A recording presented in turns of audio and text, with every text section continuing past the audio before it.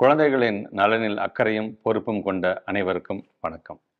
கிராமப்புற மாணவர்களுக்கான கல்வியை வழங்குவதில் அரசு பள்ளிகளின் பங்கு மிக மிக முக்கியமானது.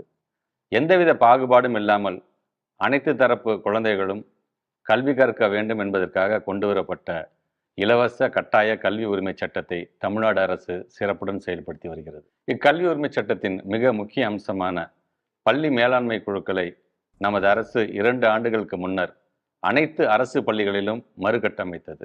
அக்குழுவில் உறுப்பினர்களாக உள்ள நீங்கள் அனைவரும் கடந்த 2 ஆண்டுகளாக சிறப்பாக செயலாற்றி வருகிறீர்கள்.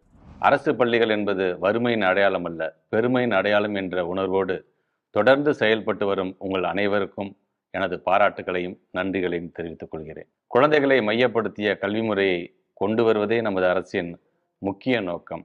அதற்கு பக்கபலமாக நீங்கள் அனைவரும் பள்ளி மேலாண்மை குழுக்கள் மூலமாக தமிழ்நாடு அரசுடன் கைகோர்த்தது எனக்கு பெருமகிழ்ச்சி அளிக்கிறது.